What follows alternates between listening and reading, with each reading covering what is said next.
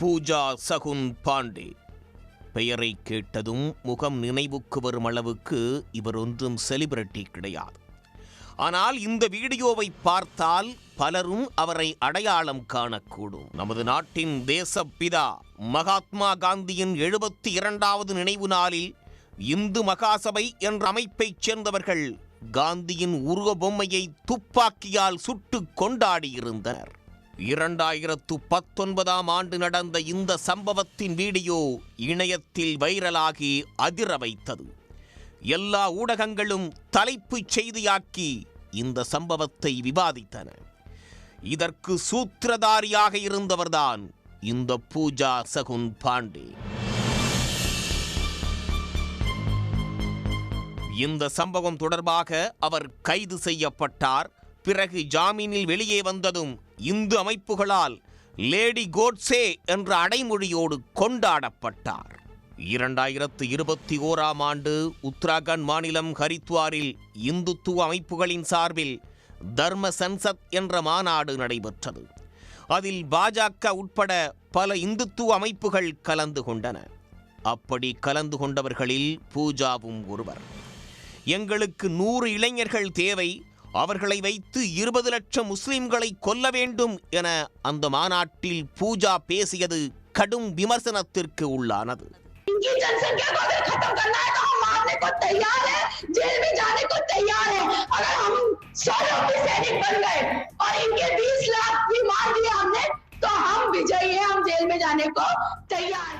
நான்கு வருடங்களாக பெரிய அளவில் எந்த சர்ச்சைகளிலும் சிக்காமல் இருந்து வந்த பூஜா தற்போது கொலை வழக்கில் கைது செய்யப்பட்டிருக்கிறார். உத்தரப்பிரதேச மாநிலம் அலிகார் பகுதியைச் சேர்ந்தவர் அபிஷேக். 30 வயதான இவர் கைரி என்ற பகுதியில் கடந்த ஆகஸ்ட் மாதம் 25ஆம் தேதி புதிதாக பைக் ஷோரூம் ஒன்றை திறந்திருக்கிறார். வியாபாரத்தை கவனித்து வந்த அபிஷேக் செப்டம்பர் மாதம் 23ஆம் தேதி ஷோரூமை பூட்டிவிட்டு பேருந்தில் வீடு திரும்ப தந்தையோடு காத்திருந்தார். அப்போது பைக்கில் வந்த 2 பேர் திடீரென்று அபிஷேக்கை துப்பாக்கியால் சுட்டுவிட்டு தப்பிச் சென்று விட்டனர். குண்டடிப்பட்டு சுருண்டு விழுந்த அபிஷேக் சம்பவ இடத்திலேயே தந்தை கண்முன் துடிதுடித்து இறந்து போய்விட்டார்.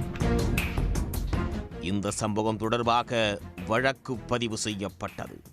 அபிஷேக்கின் தந்தை அளித்த புகாரில் பூஜா சகுன் பாண்டே மற்றும் அவரின் கணவர் அசோக் பாண்டேவின் பெயரை குறிப்பிட்டிருந்தார். அபிஷேக்கின் கொலைக்கு அவர்கள் இருவர்தான் காரணம் என கூறியிருந்தார். சம்பவ இடத்திலிருந்த சிசிடிவி காட்சிகளை அடிப்படையாக வைத்து போலீசார் விசாரணை நடத்தி வந்த நிலையில் துப்பாக்கிச் சூட்டில் ஈடுபட்ட இருவரில் ஒருவரான முகமது ஃபசல் என்பவரை மடக்கி பிடித்திருக்கிறார்கள். அவரிடம் நடத்தப்பட்ட விசாரணையில் அபிஷேக்கை கொல்ல பூஜாவும் அவரது கணவரும் 3 லட்சம் ரூபாய் விலை பேசிய அதிர்ச்சி தகவலை கூறியிருக்கிறார். அவர் அளித்த தகவலின் அடிப்படையில் பூஜா மீதும் அவரது கணவர் அசோக் மீதும் வழக்கு பதிவு செய்த போலீசார் இருவரையும் தேடியிருக்கிறார்கள். அசோக்கை மட்டும் அவர்களால் கைது செய்ய முடிந்தது. ஆனால் பூஜா தப்பிச் சென்று விட்டார். அபிஷேக்கிற்கும் பூஜாவுக்கும் என்ன தொடர்பு? எதற்காக கூலிப்படையை ஏவி அவரை கொல்ல வேண்டும் என்ற கேள்விக்கு போலீசார் விடை தேடி விசாரணையை தொடங்கிய போதுதான் பல்வேறு திடுக்கிடும் தகவல்கள் தெரிய வந்திருக்கிறது. கச்சௌரா பகுதியில் பூஜாவுக்கு பூர்வீக வீடு உள்ளது. அந்த வீட்டை அபிஷேக்கின் தாய் பராமரித்து வந்துள்ளார். இதனால் பூஜாவுக்கு அபிஷேக்கின் குடும்பத்தோடு நல்ல பழக்கம் ஏற்பட்டுள்ளது. கணித பேராசிரியரான பூஜா பல்கலைக்கழகத்தில் படிக்கும் போது அசோக்கை காதலித்து திருமணம் செய்திருக்கிறார். சனாதன கொள்கையால் ஈர்க்கப்பட்ட பூஜா வேலையை உதறிவிட்டு இந்து மகாசபை என்ற அமைப்பில் சேர்ந்து தீவிரமாக செயல்பட்டு வந்துள்ளார். 2017ஆம் ஆண்டு கணவரை சட்டப்படி விவாகரத்து செய்து அதே வருடம் துறவியாக தன்னை அறிவித்துக் கொண்டார். ஆனால் கணவன் மனைவி இருவரும் சேர்ந்தே வாழ்ந்து வந்துள்ளார்கள். இவர்கள் மீது 6 மோசடி வழக்குகள் பதிவாகியுள்ளன. 9 வருடங்களுக்கு முன்பு அபிஷேக்கை படிக்க வைப்பதாக கூறி தன்னுடனேயே தங்க வைத்து கவனித்து வந்திருக்கிறார் பூஜா. அபிஷேக் மீது அவருக்கு அலாதி பாசம் இருந்ததாக சொல்லப்படுகிறது. ஒரு கட்டத்தில் அபிஷேக்கை திருமணம் செய்து கொள்ளும்படி பூஜா வற்புறுத்தியதாகவும் கூறப்படுகிறது. இந்த விஷயங்களெல்லாம் அபிஷேக்கின் குடும்பத்தினருக்கு தெரிய வந்துள்ளது. அபிஷேக் கொஞ்சம் கொஞ்சமாக பூஜாவை விட்டு விலகியிருக்கிறார். ஒரு கட்டத்தில் அவரது நம்பரையே பிளாக் செய்திருக்கிறார்.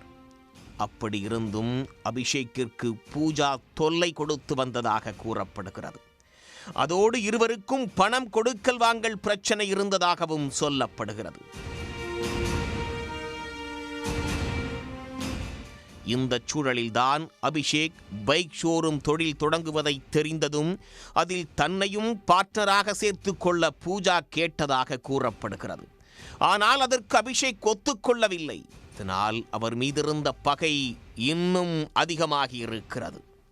அபிஷேக்கின் ஷோரூம் திறப்பு விழாவில் கலந்து கொண்ட பூஜா அவருக்குள்ளிருந்த பகையை காட்டிக் கொள்ளாமல் அபிஷேக்கோடு நடனமாடி மகிழ்ந்து திருமணம் செய்ய மறுத்த அபிஷேக்கின் வளர்ச்சி பூஜாவை உறுத்தியிருக்கிறது. இதனால் அவரை தீர்த்து கட்ட முடிவெடுத்துள்ளார். கணவனோடு சேர்ந்து ஸ்கெட்ச் போட்ட பூஜா பணம் கொடுத்து ஆட்களை ஏவி அபிஷேக்கை கொன்றிருப்பது விசாரணையில் தெரிய வந்துள்ளது.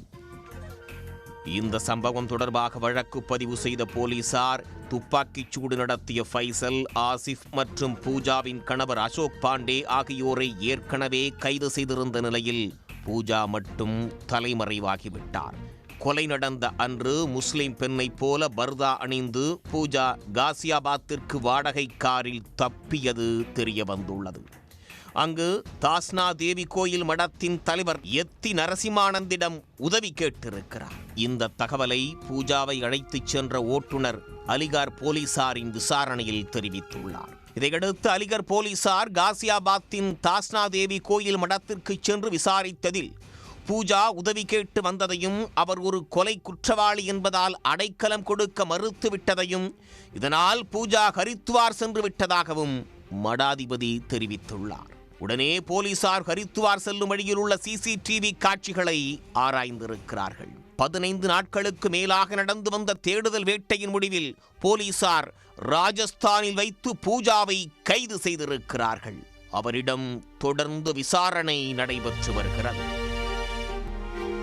உடனுக்குடன் செய்திகளை தெரிந்து கொள்ள சன் நியூஸ் பெல் ஐகானை கிளிக் பண்ணுங்க.